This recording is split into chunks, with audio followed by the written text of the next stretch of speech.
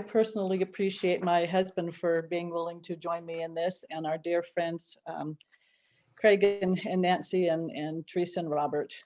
We enjoy talking together about a lot of things. So anyway, one of the first ideas that came actually from a member of our fellowship, Scott Holtum, is that our most important relationship is our love of God and that relationship, and that sets a blueprint for all other relationships.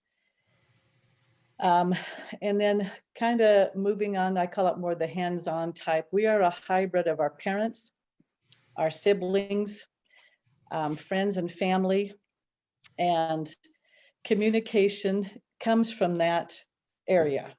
So in my particular family, my parents communicated somewhat, but a lot of it you were just supposed to kind of understand and know. So I can confess that when Jeff and I got married, I wasn't real good at communicating, and it was a lot of stressful time the first few years of our marriage, because I didn't know how to express, because my mother didn't express and my dad didn't express. And because we come from different backgrounds, it can be challenging. You may have someone in your family that drops hints rather than really asks for what they want. You may have somebody who comes from a very sarcastic family, and that's how they communicate. And as we go through this and other people participate, we'll be talking a little bit more about those ideas too. And then we have a dear sister in our fellowship, Bonnie Barber, and when I asked her what she thought, she said, it's only when the Holy Ghost is invited to join us can there be true understanding. And I think that's extremely important in all our relationships. And I'm hoping that the things that we talk about, that we can use these principles in our marriages. We can use them with our families, our friends, and in our fellowships, as we're all striving to become one, to become united. I think some of these skills and information can be helpful. So communication isn't just talking. It's not just what I'm doing now. It's an exchange of understanding, so that when I say something and you understand that and can say that back to me, then we've communicated. For me, just to talk at you or to my spouse or my children really isn't communicating. It's just talking. And the skill of effective communication is truly an art. It's not something that just happens. It's a skill that needs to be developed and learned. And developing a common language is important to understand each other. Jeff and I have been married 43 years, and I think we're getting there pretty good on understanding kind of where each other's coming from. And because we've had common experiences, we are developing a common language. Conscious languaging, or what is referred to as content communication. I know in our business, we are manufacturers reps for natural health products. So we deal with about 8 to 10 different companies, everything from our sales managers to the inside sales reps to our, like today we had an education training, to then going to our 100+ accounts and talking to staff and managers. So it's important that we learn how to communicate with them in what's called content. In other words, to say what we mean and mean what we say, and be able to ask questions that have exactness. Because when they ask me a question, can you this or this, I need to be able to give an exact answer. So our words have energy and power, and I think we're all aware of that, and the positive words and then the negative words. We need to be exact in that. We need to own our words and own our behavior. We can look at someone's facial expressions, we can look at their voice tone and their body language, but their actual words are what we need to be looking at. I think oftentimes we make assumptions based on the way somebody has their hands positioned or the way they've turned their face, or for our kids, they roll their eyes, stick out their tongue. So it's important that we hold ourselves and others accountable for our words and for their words. So we need to be credible with our words. And I know we've talked about this a lot in our fellowship, and that is emails and email exchanges. And again, with our business, with our family, with fellowships and friends, emails can be kind of hard to read between the lines unless we know somebody. And so again, it behooves us to learn the skill of being credible, being exact. And we don't all process the same information the same. And you find that happening a lot in a marriage. You find that happening with your children and friends, and again, in fellowships. When that happens, there's a technique called tailback. So again, if I'm talking to my husband and I ask a certain question or I explain something, I mean, we had this happen just today again. I'm thinking one thing, he's thinking another. So we stop and go back and make sure that we are both understanding what the other one is saying. A big thing that I know a lot of us are working on is communicating with respect, and using language of respect, which is please, thank you. I know with our adult children, I really encourage that when they've done anything for us, words like would you, and not just expecting things. Well, and also things like, I would appreciate it if you could. You know, that allows us to communicate as equals, not you need to do this, or you don't need to do this, or you really should do it this way. You know, those are words that indicate a hierarchy. But if we're communicating as equals, then we're appreciative and loving about it. Yeah. And that's important with our children. Especially many of us have adult children now. And so your communications kind of change a little bit sometimes. And we had oldest granddaughter just get married last year. And it's interesting to think of her as now adult and married and different things. And so it's important, again, that we learn to communicate with respect. Anything that we do to detract from the message that we're trying to give makes us ineffective. So if we're trying to give our point of view, whether it's to each other, in fellowship, via email, whatever it is, if we're answering, something, it's important that we stick to the message. And I think we've all come across people who go off on tangents or bring up past issues, maybe side topics. One of the big things between a marriage relationship might be the sighing and different kinds of things. And so it becomes a skill to learn to kind of temper maybe some of our tendencies. Again, to make sure that the message that we want to get across is just that. Another interesting challenging is, do our words edify? I look back as a young mother, and even sometimes now with grandkids, I have to be careful. And I hope that everybody had a chance to look at what Dee Dee Black put out, and that you've had a chance to download and read that. It's some great, wonderful information. She still has, a young family, and has some, I think, great words of advice for us. And then one of the things that Teresa's mentioned is, finding a safe place and time to talk about our differences. So Teresa, I'm going to throw that over to you. Well, fine then. Okay, so in our relationship, we, of course, have communicated differently, just like Janine and Jeff did, but we're just still newlyweds. We've only been married 25 years. And it came up actually fairly early in our relationship that we needed to feel safe to have certain conversations.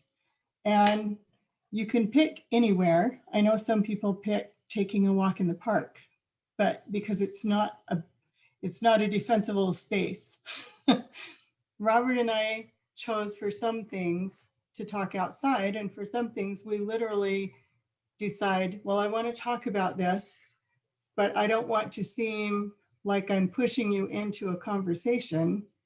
So how about if we talk about it, later tonight, maybe when we're in bed and the lights are out and nobody can see a mad face and nobody can see our eye rolling. And sometimes that works out better. So you have to find your own safe place to have conversations. And sometimes it literally is while we're out walking, but sometimes it's really in bed when it's quiet time and there are things that are very close to our hearts that we want to talk about, but we don't want to feel like we have to defend ourselves. So that's just one of the few things that we do for that.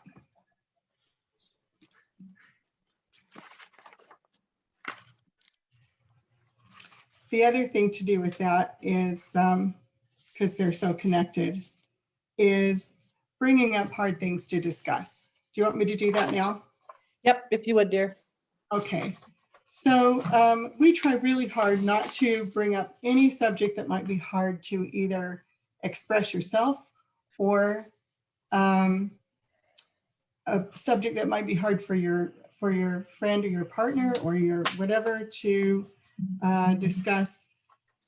We try to make it something that if I've been thinking about something and I'm just, you've got all your arrows in your quiver and you're ready to start throwing them, you really want to back off and then just tell whoever it is that you need to talk to, and it's usually a spouse, but sometimes a child or a friend, that I really want to talk about this subject, but let's make a date. It can be tomorrow, it can be 3 days from now, and let them go through that same subject so that they can think about it. And also what that does is it gives you time to back off, get rid of some anger or some frustration, and then really you can have a better conversation because you've had time to wind down and they have a little bit of time to get on the same page of what you want to talk about. And make sure if you've got those 3 days to do as Janine's been talking about, and make sure that your conversation is, well, and Jeff said too, you want your conversation to be loving and presented in a loving way, even if it's a subject that is something that's been kind of a hard spot between you. And I think that giving each other time makes it so you can do that. So I guess that's it. And the other thing is just to make sure that you are standing down, you're calm, so that your conversation also allows you to be open to the other person's half of the conversation. Make sure that you can listen. Now, Teresa, you also had the idea of the Lord's word in the middle. Is that something you want to go ahead and go on? Well, I just wanted to bring up that when you're in the middle of a struggle that's taking more than one conversation, make sure that you ask the Lord to be in your heart when you're going to discuss those things that are really hard to deal with. Even if it's, I think a lot of us do it when we're going to talk to a child because you want to be guiding them. But I think sometimes we forget to do that with a spouse or with a friend or even with our parents, that we need to allow the Lord to be in our hearts when we have a conversation so that we're saying those words that will mean the most with the least confrontation. And so, yeah, the Lord needs to be in the middle of your relationships, all of them. Okay. And on the reference sheet at the back, you'll see that I've done some referencing of some of the folks that I I got these ideas from, and one of them was Dr. John Gottman. And he says that most relationships fail or struggle due to three things: lack of willingness, lack of knowledge, and skills. And we're in the natural health industry, and I have a lot of people who come to see me over the years for different health stuff. And there's often a compliance issue. You know, if you tell somebody, well, here's what I think, and here's what might help you, if they're not willing to do that, then it's going to be a challenge. And it's the same thing in any relationship. Again, whether it's spouse, family, friends, fellowship, or even business, both parties need to agree that they're willing to work on it. And I'm sure that you, like us, have many friends, family acquaintances who one or the other partner or person in the family isn't willing. I mean, I have a sister that hasn't spoken to any of us actually since my dad's funeral 6 years ago, because she's not willing to have a conversation. And I think that happens in a lot of families and with friends and things. So if we're willing to kind of put down our stuff and really talk to people and being willing to work on a relationship, it makes a huge difference. Knowledge is important as well. Do we have knowledge of the skills that are needed to talk to that person? Do we understand their background?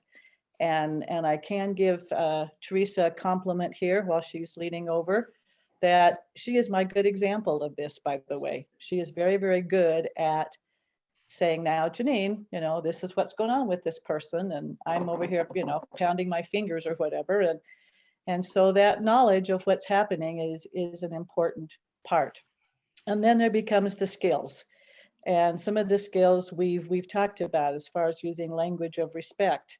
If you want to request something from someone, state what you are asking.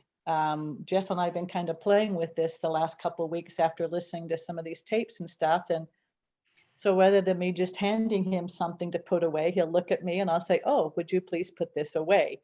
Rather than just expecting. And so it becomes an exact, please, thank you, would you, yes, I will.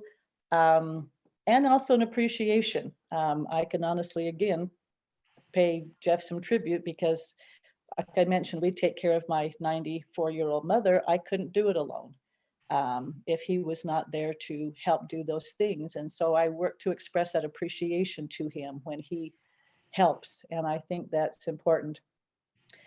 And oftentimes with adults, again, I've worked with hundreds of clients and I can lay out information for them.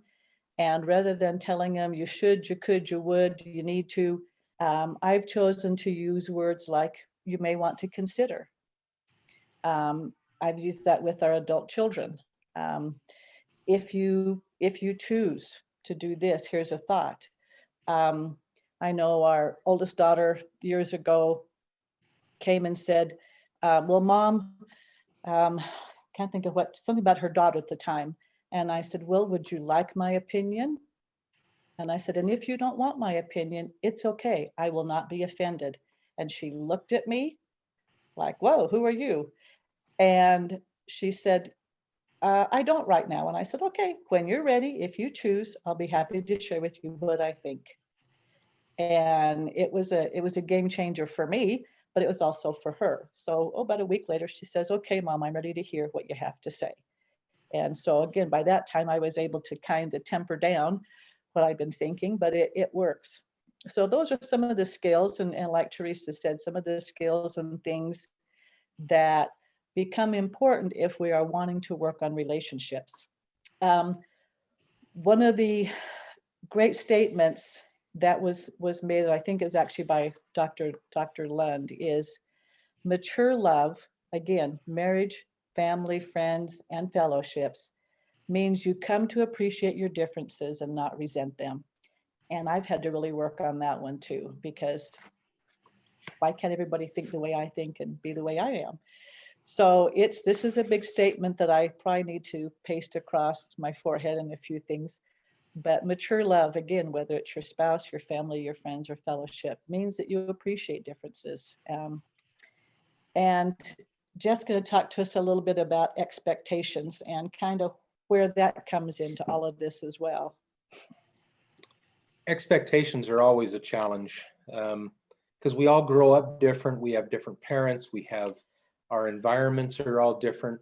And so we learn through our life that things should be a certain way.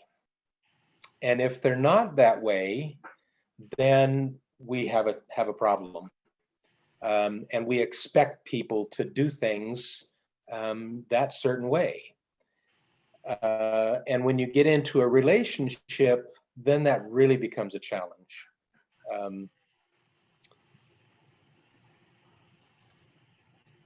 Because expectations can really drive a wedge between people.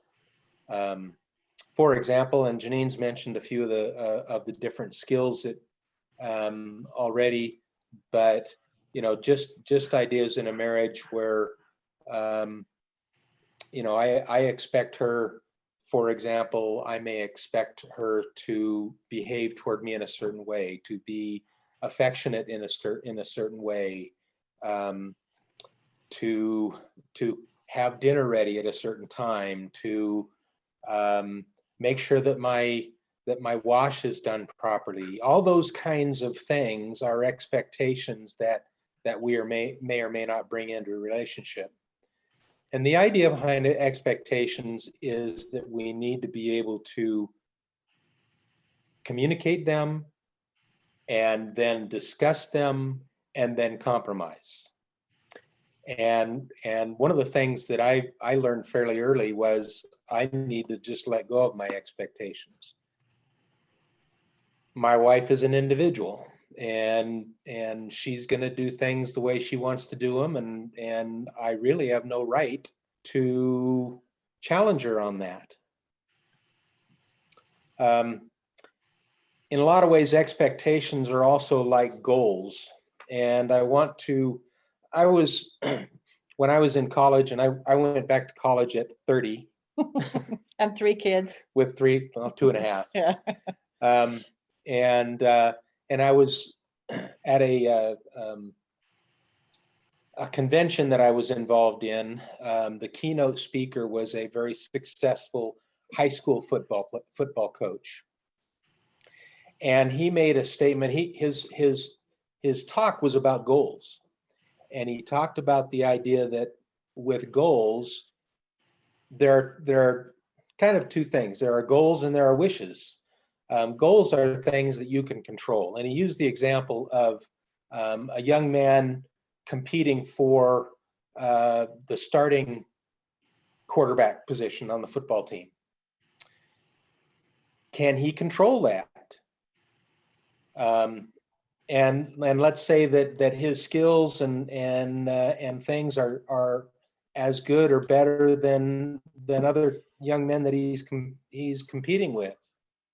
But what if the coach's son is also competing for that spot? So you can make the goal to be the starting quarterback, but that is not within your control. What's within your control is how hard you work. The time that you put in, being the first one on the ball field, being the last one off, all of those kinds of things that you can control to put yourself in that position. Expectations are a lot the same. Your expectations should be things that are within your control. In a business situation, I can expect a certain outcome, and I can do all the work that I can do to control that outcome. But in most cases, that outcome is outside of my control.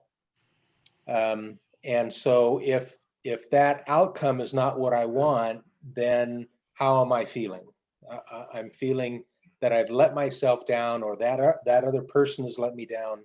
And so we need to make sure that our expectations are all things within our control. And then the other thing that is included in those expectations is the outcome. And one of the things that I've learned, that I'm really working on, is whatever I want the outcome to be, I need to put it in the hands of the Lord. And then I'm not worried about how things turn out. I'm only concerned with my input and those things that are within my control. And then however it turns out, good, bad, or different, it's okay. I move on to the next thing. So I don't know if that's very clear, but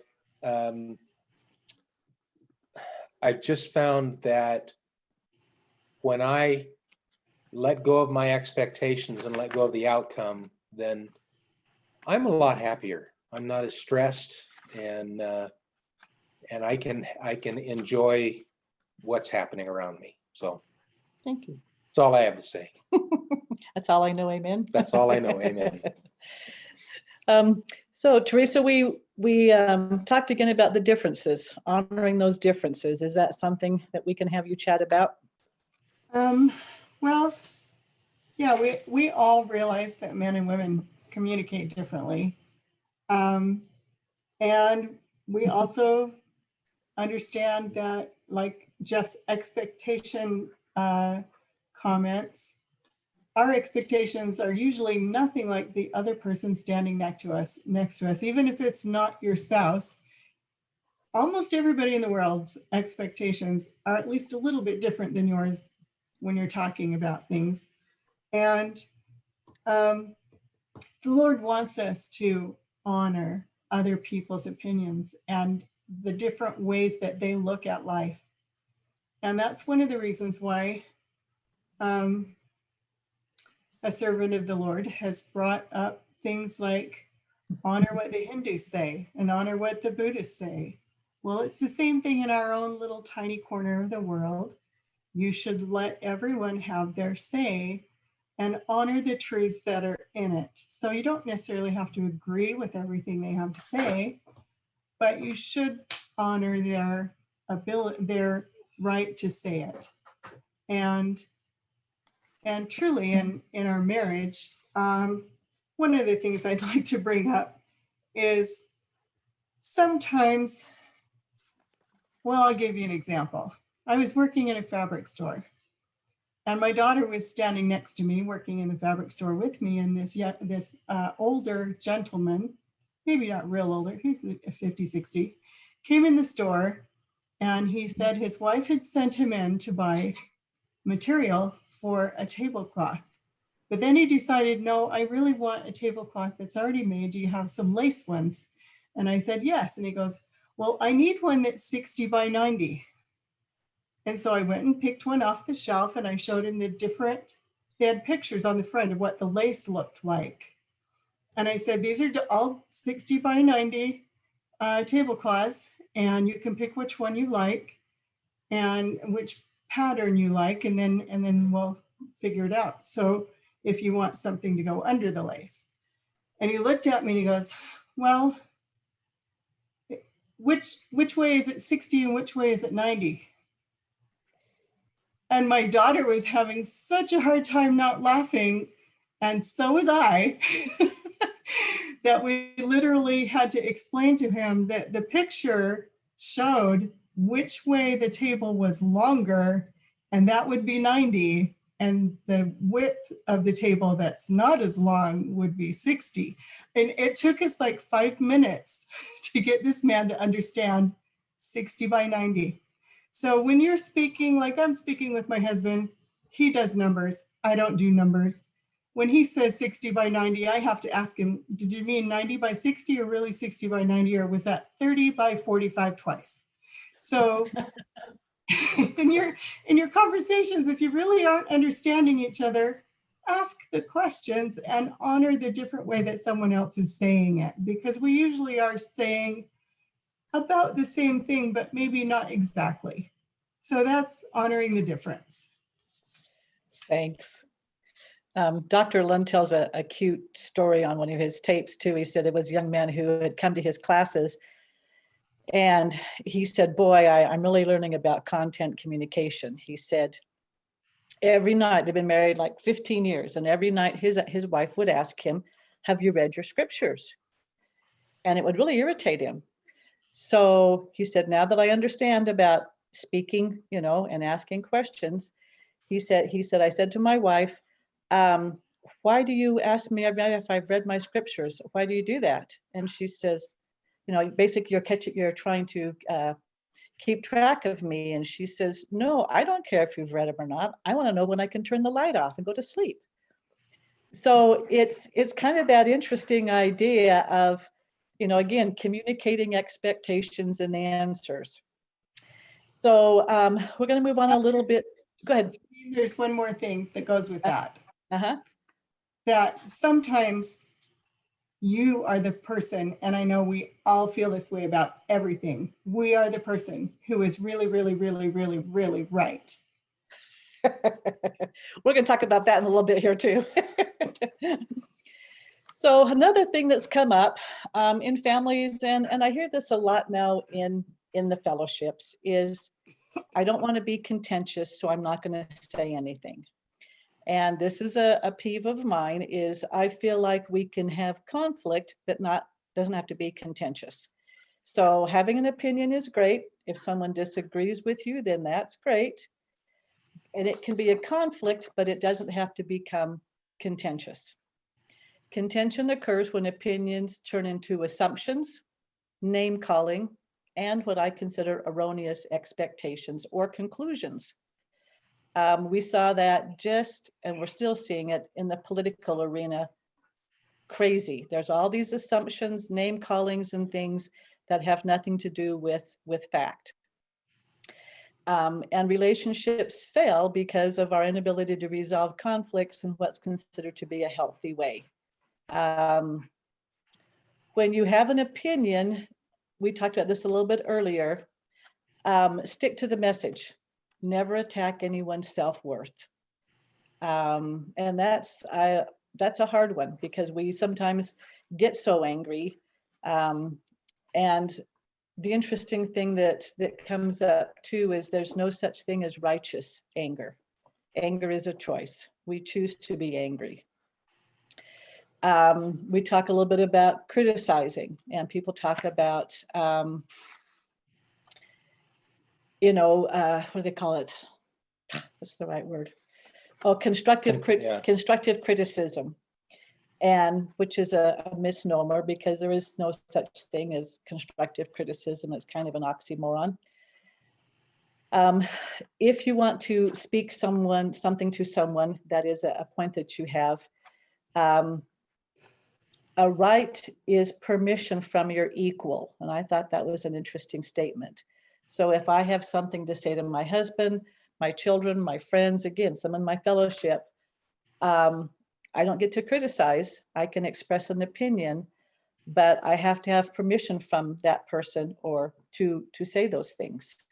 And that's, again, treating each other as equals. There's an interesting concept, and it's on the part of receiving criticism. That's a real challenge, because it involves you having to set aside your ego for whatever somebody has told you and evaluate the message to see if there is some truth to it. And the prophet Joseph Smith actually had talked about this. And then adjusting our behavior according to what we see within that criticism. And the other thing that Teresa just mentioned too, in a relationship of equals, do you have to win? And I remember this with some of my siblings, is what are you willing to give up to be right? Do you have to be right? Do you have to win? Then there is the skill of what's called tailback. So if your family member, or again, someone comes to you and expresses something to you, repeating back to them the information to you so that they know that you understand. It doesn't mean you agree with them, but that you understand. And that's a difference.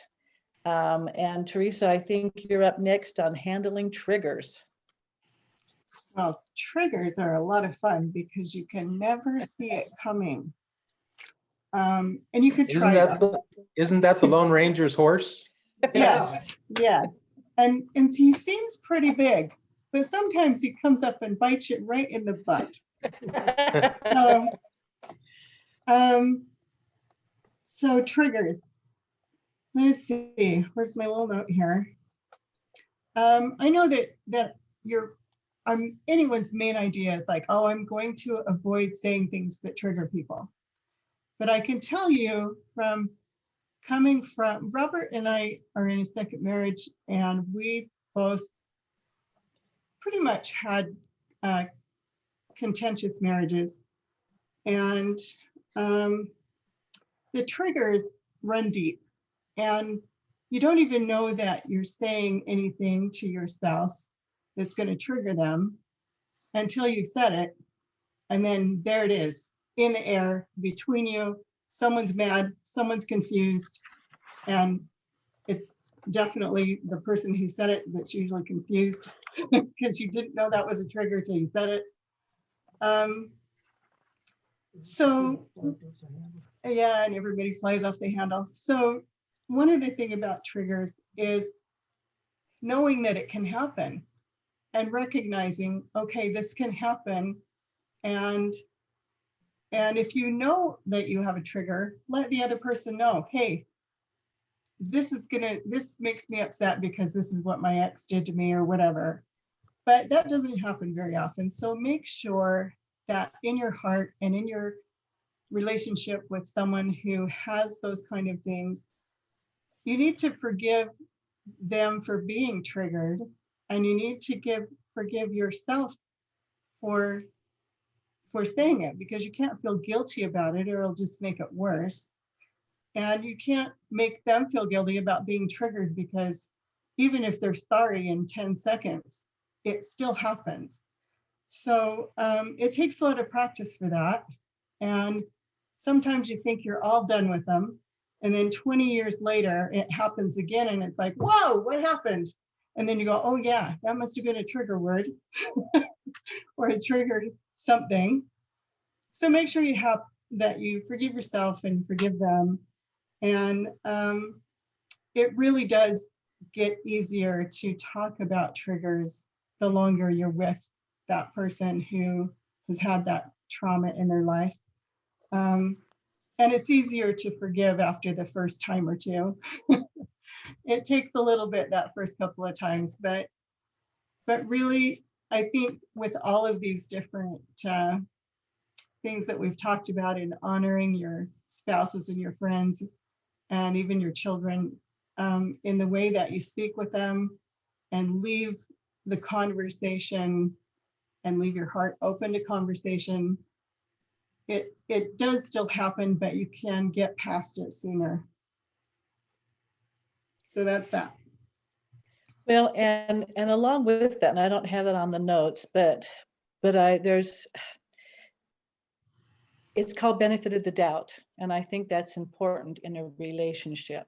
When those triggers happen, do we think, okay, he or she is trying to trigger me? Or do we think they really love me? I understand that's not what they're trying to do. I'm going to give them the benefit of the doubt and not be offended or take offense.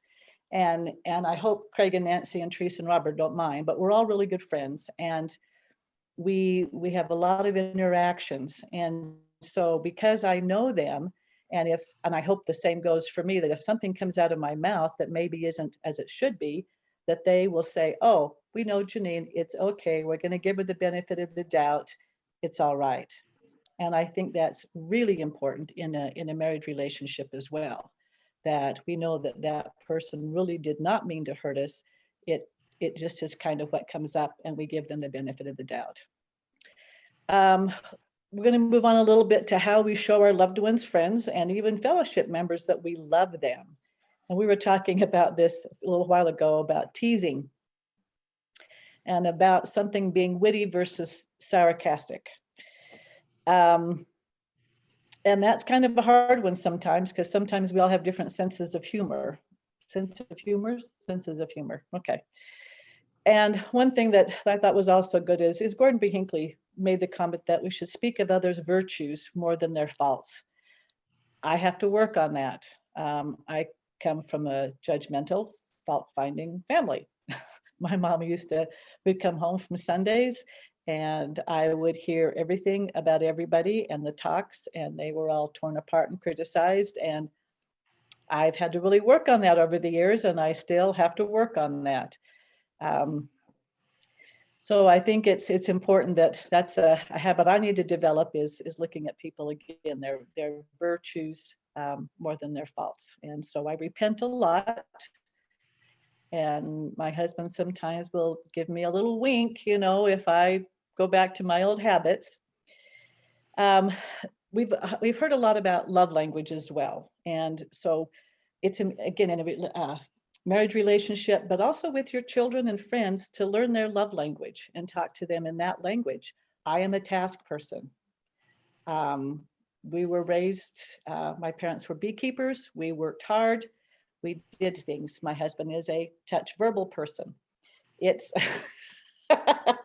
it's brought about a lot of challenges as we've learned to communicate in what each other likes. And we have children who are both. And so it's an interesting challenge to learn how to communicate with, again, spouse, family, friends, people in the language that they understand and appreciate. Do I like a box of chocolates and flowers? Yeah, but go do something for me. Go do a project, and I really know that it's mine. Besides, she buys her own chocolate. But just those kind of things. My husband, he oh, good question, a good comment there, Alan. That's right. He's throwing that back at me, so appreciate it, truly. And so for my husband, taking some time, sitting with him, telling him I love him, making sure I rub his head, different kinds of things. Those are things that he likes. One thing I am extremely grateful for is when our son, who's in the Marine Corps, comes home for visits. He will sit down on the couch in front of me and start moving his head.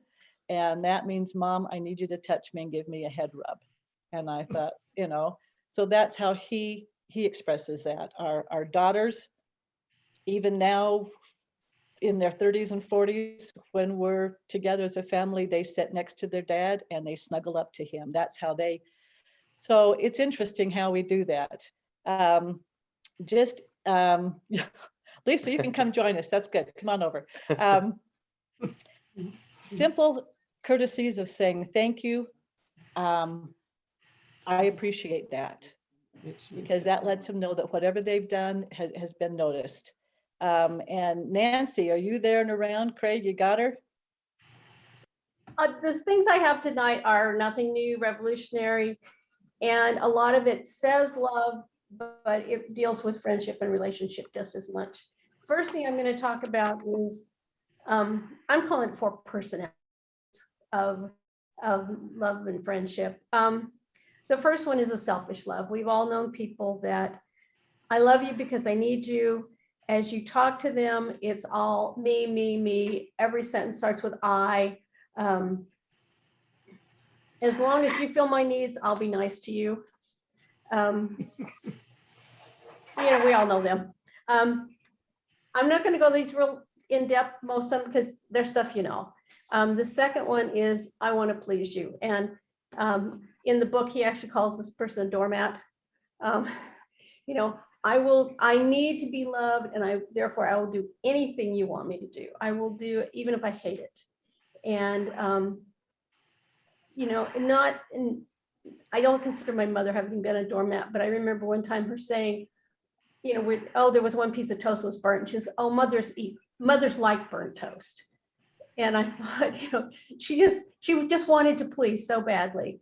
And, it's not the best relationship to have. It's, and I'm referring a lot of stuff from a book by Mel Fish, but he was saying how a lot of times your personality number 1 will marry personality number 2, and it becomes an abusive situation.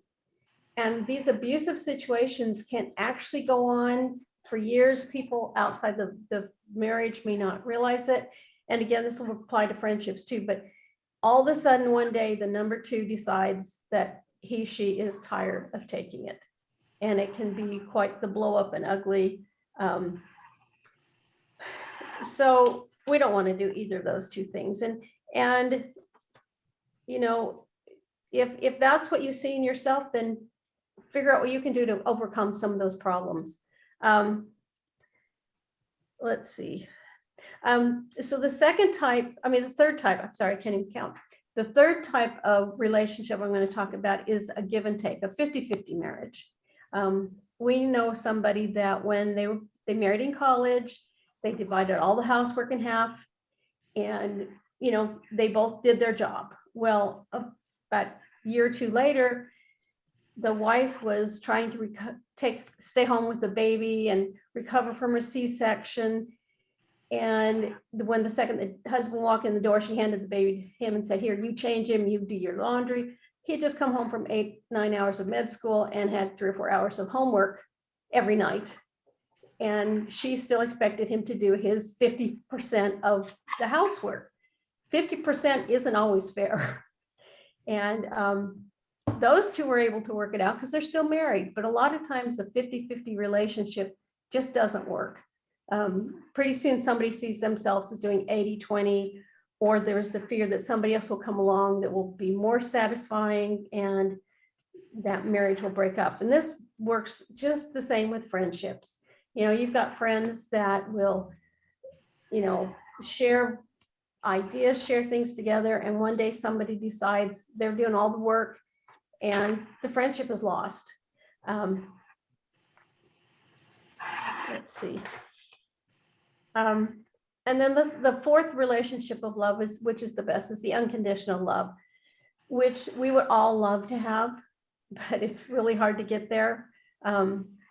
It says, "I love you as you are, and I will always love you regardless." That person, it's not a 50-50 marriage, it's 100-100. I will give 100% to make this relationship work. Again, that can be in any situation. The person that is truly in that situation is complimentary, they are positive, they'll do anything they can to build up the other person. And it's a wonderful situation, I know, because I have my husband. He's not perfect, but he does, well, he's all right, he's perfect. He'll do anything he can to elevate me, to make me feel good about myself, and never passes up opportunity to compliment me, to tell me with all his heart, mind, and strength. And that is the most beautiful relationship. I think it's also important to point out that even though you have unconditional love, you are not an enabler. You know, that doesn't mean that you take whatever your partner gives to you unconditionally. It means that probably is a long discussion to figure out what that means, but I think that it means that a Christ-like love basically allows people to suffer consequences in order for them to learn. Does that make sense? Yeah. So the other thing that this author pointed out, I loved, it says, nagging is not love. There's no such thing as corrective criticism, which Janine pointed out earlier. To have that kind of love, you have to be in a loving situation. You can't give all your love to somebody that's not giving anything back. I don't think it works, even though Christ loves us. And I don't know, maybe I don't know all of it. The other part that I wanted to go into is, now that we've kind of just, you know, you've all heard those personality types. And I think the challenge that I have for each of us, including me, is to look at where I am in that scale and what I can do to improve. And then the author puts 4 ways to manifest love. And course, there's more, but he talks about loving with your heart, might, mind, and strength. And, you know, love is an emotion. It's close to our heart.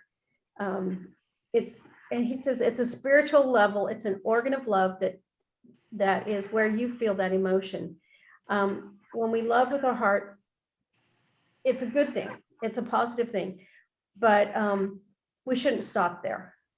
When we love with all our might is an action word, and you show that by your actions. Like Jeff and Janine were talking, an affirmation. Some people love to hear the words, I love you, I thank you, things like that.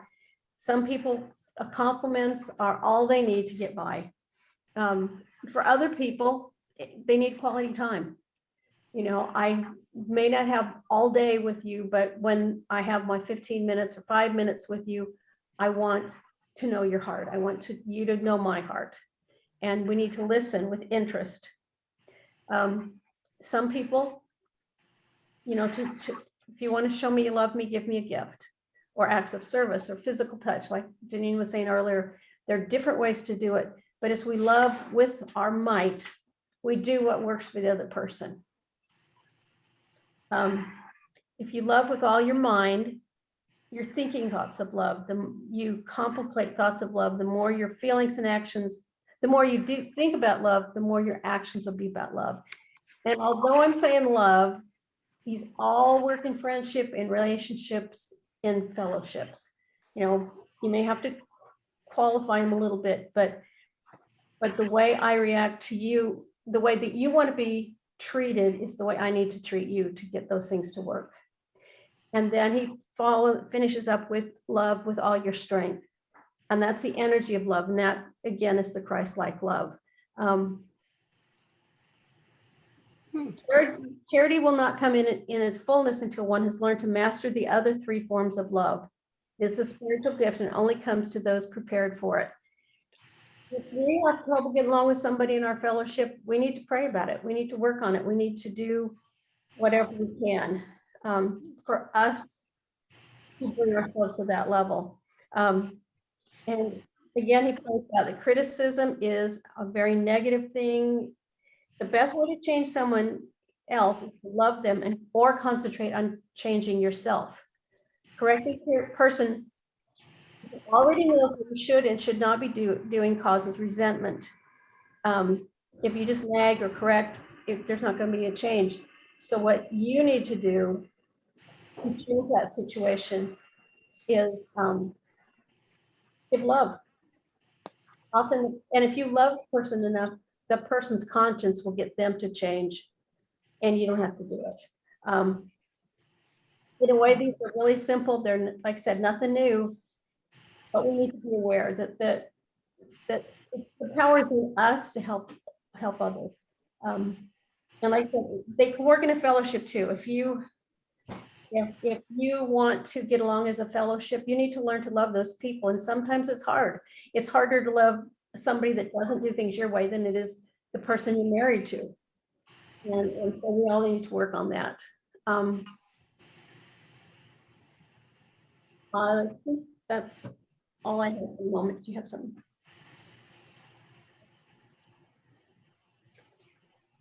I just wanted to say real quick, I know time is very short. Really, I just wanted to make a comment.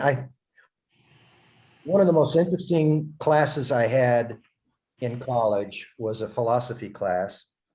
And in that philosophy class, I learned, which really was amazing. It was something I'd never thought of before and have thought about since. And what came out of that class was that words mean things different than we think they do. And I learned that most people don't know what they're talking about. The words that they use, they don't know what they're talking about. It was a very interesting class because it made me realize that I have to be careful with what I say, because if I don't know what I'm talking about, the person I'm talking to probably doesn't know what I'm talking about. At least it leaves open these huge areas of misunderstanding. When you consider that a person formulates some thoughts in their mind, and then they have to translate that into words, then you hear those words, then you have to translate them into thoughts. You're hearing words from a person third hand. So I think there's a scripture in Doctrine and Covenants, and I'm using the old Doctrine and Covenants, where it talks about how a person, people that are in the spirit, understand one another. That's an important principle, because really, when you get right down to it, we don't really know what a person means in the words that they say. And we have a hard time, really, we have a hard time conveying what we really feel and think, because words are awkward, words are cumbersome, and very few people have a gift to be able to say exactly what they think. So I think we need, just on that basis alone, we need to give people a lot of room. We can't assume that what we're hearing is what those people say. And I think, Janine, that's kind of what you were saying earlier, and Teresa kind of were talking about, that you have to be careful with the words. And then when you hear those words, you can't assume that they mean what you think they mean. Okay. Got some good comments coming in there, Craig, from people. Apologies and forgiveness. This is an interesting one. I think the first time that I turned to one of my children and said I apologize, besides their mouth kind of hanging open, that a parent would apologize to a child, it taught me an important lesson. An apology is accepting responsibility for any hurt, heartache, or sorrow you may have caused someone intentionally or unintentionally. And that's an interesting challenge, because we often think, well, I didn't mean to say that and they shouldn't have thought that, so I don't owe them an apology. But if someone has been hurt, and Jeff is a really good example of this to me, because again, early on, I've learned better. I could be in a discussion, not quite an argument, but I could be dead to rights wrong. And his words would come to me and say, I apologize, please forgive me. I would usually feel about a quarter of an inch high after that, because I knew I was wrong, and yet he was the one who came and apologized. And so I've learned to just be a little different that way. And I think that's a really important concept. Now, go ahead. And sorry is not an apology. as our children do. Because again, words have power. And I can confess to you that using not just sorry to a police officer and saying, officer, I apologize, has gotten him out of 2 speeding tickets, just so you know. More than 2, but anyway. So words have power, because an officer isn't quite ready for that. An apology is not an explanation. Well, I apologize, but this was going on and this is going on. This is how I felt and this is why I did it. It's not an apology. An apology is accepting responsibility for whatever it is that was done and meaning it. Forgiveness does not mean that you trust. And this is an interesting one. Again, we've probably either had personal experience or dealt with people who have had, and I'll speak particularly of a marriage situation where there has been some things that have happened that have caused mistrust, whether it's been an affair or whether it's been other kinds of things. And maybe there's been an apology and there's been some reconciliation. but that doesn't mean that there's trust there again. Forgiveness is what we give, but trust is what the person who has broken that trust has to earn back. And I think that's an important qualifier. People say, oh, well, I forgive, it's okay. Well, that's okay that you've forgiven, and that's great. But again, it's like the abuser or those kind of things. That doesn't mean that you trust them again. And that goes in a lot of relationships. The other question that I think is interesting too is, am I, and I'll use me, willing to be forgiven by those who have offended me? So if someone comes and offers forgiveness for something, am I willing to forgive them? And that's an interesting one as well, because again, it goes both ways. One of the points that Dr. Lund brought up that I really felt was amazing, and I thought about this as I've worked again with lots of clients and things, is our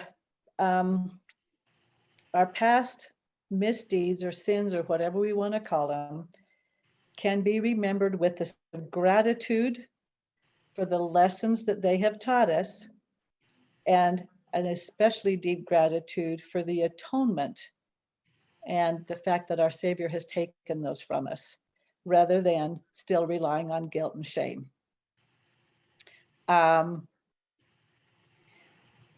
People beat themselves up for a lot of years for a lot of things that they don't trust the Savior to take from them. So a lot of us feel like we have to keep beating ourselves up, which in our discussions has been, then we really don't trust the Savior. We really don't believe that he will do what he said he's done.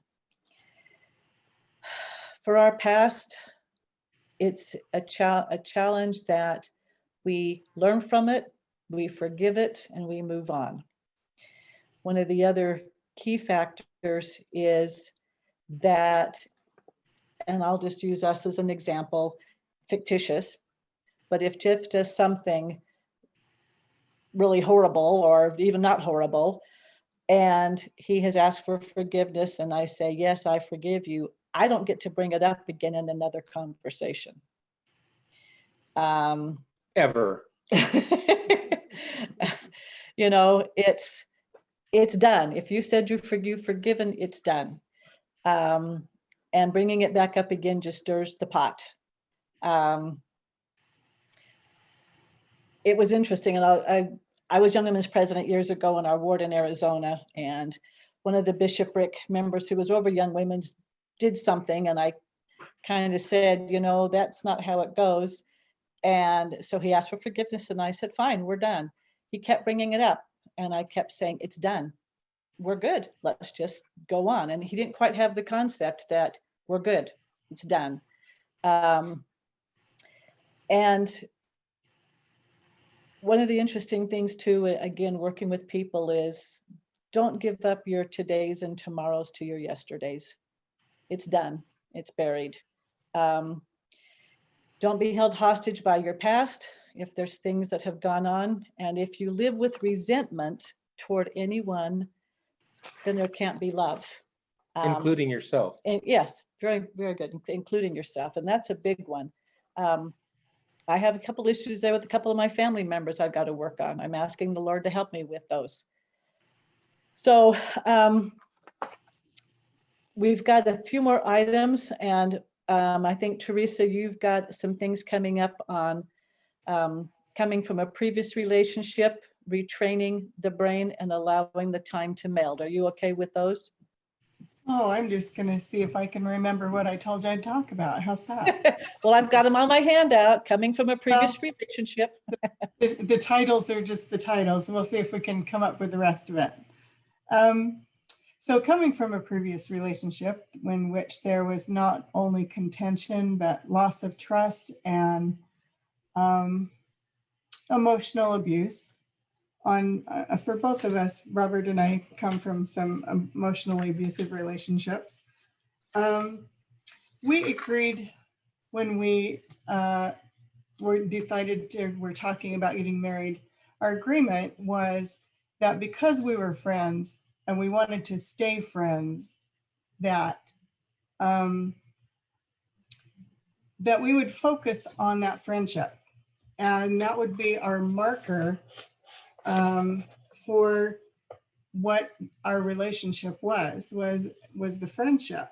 And meaning that, and especially because we had children who had, for both families, had just been through these contentious divorces and ugliness. So we liked our friendship enough that we felt that if our friendship started to falter and it was no longer there, and if we tried to talk it out or maybe even went to counseling and it wasn't getting better, that we didn't want to traumatize everyone else in our life again, including each other, and that we would amicably break it off. Now, that takes a lot of being an adult and mature in a relationship to do that. And one of the things that Robert wanted me to bring up is that because we were friends, we decided not to have wedding rings, because in previous relationships, that was a sign of belonging to someone, which means you were a possession. And being a possession of someone is not a friend. And it makes you under control of that person, or at least that other person thinks that you're always to be under their control. And so that was a sign of control for us. And so that's one of the things that we decided was not a friendship kind of a thing. So we decided not to have rings. We just truly, in our whole relationship, have gone back every few years and faced each other and said, are we still friends? Are we still good? Are we better friends than we were 25 years ago? And thankfully, yes, we are. And we, had the first 2 years of getting through all the trauma and probably 10 more of extra trauma from other sides. But we truly have finally, I think, after 25 years, our children are our friends, and we are each other's friends. And I've had a lot of experience with all of that fun stuff, but it's my experience. It's probably doesn't have anything to do with anyone else's experience. But I'm glad to talk about the things that we've learned. I truly, truly believe after the trauma that I went through, that Robert was my gift from God. And hopefully I can be his gift from God too, because it is so different now than it was in either of our first relationships, because we've decided to talk things out and to be friends and to try and keep God in our lives. And it's not always looked exactly like it is now in a fellowship, but it's always been there. And there was something else. So retraining your brain. This is where retraining your brain comes in. Whether it be a friendship or a fellowship person or whatever, if your brain is still on any kind of control in a relationship, whether it be friends, whether it be children, those control issues are not of God. They need to be gone. We need to truly be friends with all of our fellowship and truly love one another and all of our children and all of our grandchildren. And it doesn't matter if they are, members of the church, whether they are believing God anymore. We've got everything from one end to the spectrum to the other in our family. But we love them all, and they know that they're loved, and they love us back, because we have truly tried in all of this craziness to learn unconditional love for all of them. And it's in a very different place, but I do believe that Robert and I have learned to love our ex-spouses in a way that I never thought would happen. Amazing. And I'm thrilled with that Robert loves his ex-spouse, because look at all the things that we've learned from our ex-spouses so we could be a better partner now. It's just like, you go through the trauma. And I know of some people, the trauma is coming out of the church or being excommunicated, and having family turn on you. It's the same thing. It's relationships. It's relationships that have changed, and we need to look at them in a new light and treat them the way God wants us to treat them. And it takes time to meld. It takes, I think it took me a whole year to figure out that Robert wasn't trying to torture me by hiking me up a mountain. He was trying to show me the top of the hill. And I didn't really truly believe that he was torturing me, but it was really hard to understand because my first husband was not a hiker. He wanted to ride in a car. So, there's different ways that we all look at everything. And for Robert, showing me love was showing me what he loved most, which was the top of the mountain. And it took me 2 years or 3 years to get up that mountain. And I didn't make it to the top, but I still appreciate it. It's your turn, Craig. You there, Craig?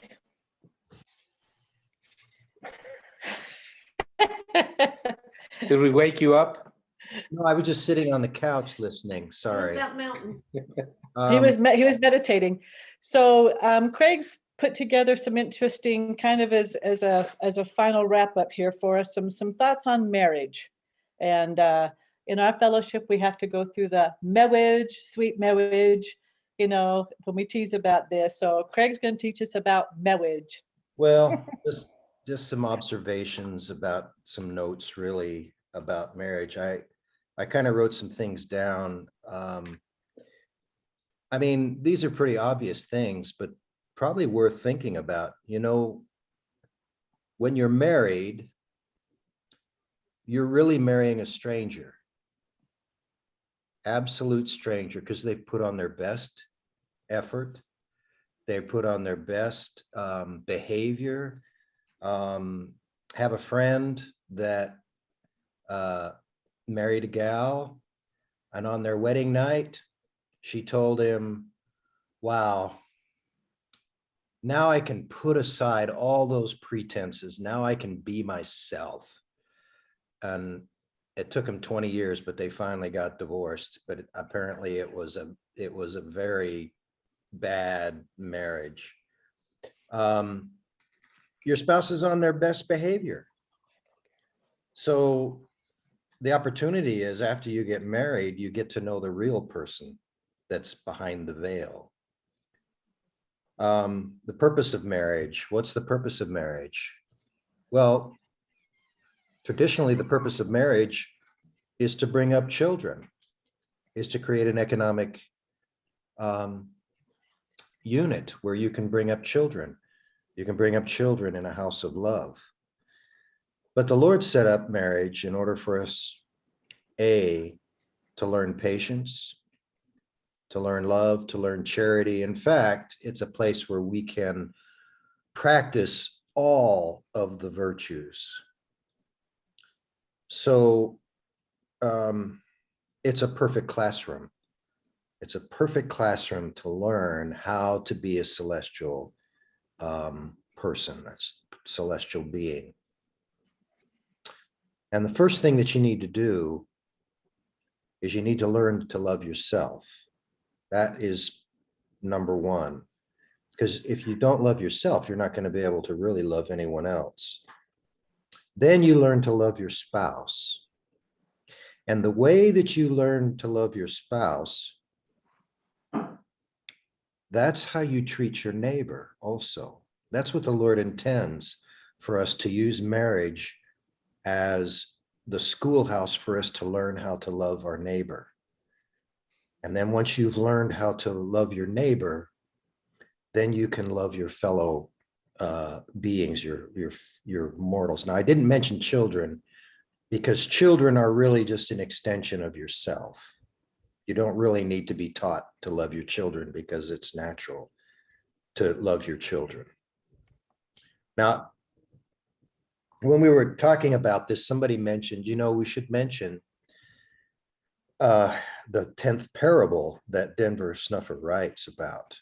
He talks about how the angels were paying attention to the marriage of the young man, and they went back to report to the Lord and said, there's this marriage down here that is celestial, where those people are like us. And the Lord said, okay, well, let's test them and see, because that's the kind of marriage that we want to have here. And those people we want to associate with. And that's the kind of marriage that I think that we're all striving for, is to have a celestial marriage. And we've been talking about that here. So you will never really become one as a fellowship or as a group of followers of Christ unless you can become one with your spouse first. So, and also I just wanted to say, this is just kind of a one-liner. There is power. I mean, really, truly power in a relationship where you are one of one mind. And I can testify to that. I mean, I can talk about power like healing power, priesthood power, miraculous power. It comes about when you have a group of people, or especially a marriage, where the husband and wife are united in principle and are united as though they are one. They're thinking as one. They're together as one. There's no disagreement, no argument. They're perfectly matched. Now, it didn't come naturally. It came through a lot of work. But that's what we're shooting for. That's all that I had. Yeah. Is that it for you, Craig? That's it. Okay. Well, I guess that's kind of, hopefully people have gotten some good ideas from this. Do we want to entertain any questions? Daryl, did you have some things pop up there that need to be answered or could be answered, or we had some fun comments? Yeah, I think most of it was just commenting back and forth on what you're saying. And so, I mean, I can open it up if anyone has questions or has a comment they would like to make, but I do want to thank all of you for speaking and sharing what you did. It's really uplifting, and I think it's these conversations that we need to have and that we need to talk about if we are to all become one, right? For all of us to become closer.